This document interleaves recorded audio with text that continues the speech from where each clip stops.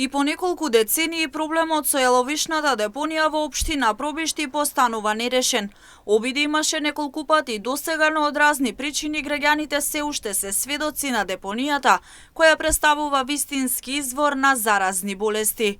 Градоначалникот Драган Анастасов вели дека најбрз начин за решавање на проблемот е со техничка исправка, за да не се оди со обединета постапка. Нашиот најбрз начин, зборам, беше со техничка исправка на самиот генерално урбанистички план. За да не се оди со обединета постапка, која што малте не е како да носиш нов гуп. Изгубивме непотребно 15 на месеци. Летниот период е чиста позиција на општината и планерите да продолжат со обидите за решавање на овој проблем.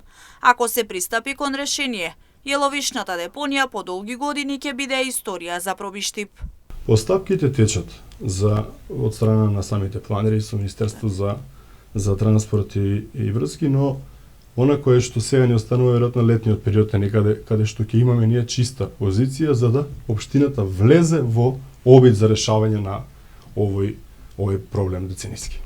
Анастасов потенцираше дека заради обструкциите кои се појавувале во Советот на општина Пробиштип, се уште стои нерешен проблемот со јаловиштето. Никако не можев да сватам дека ќе најдам на обструкција од страна на Советот. За да не помине предлогот и обидот на општина Пробиштип да целото земјиште кое што е јаловишна депонија се урбанизира и да се обидеме во решавање на проблемот. Тогаш во тој период немав мнозинство во самиот Совет.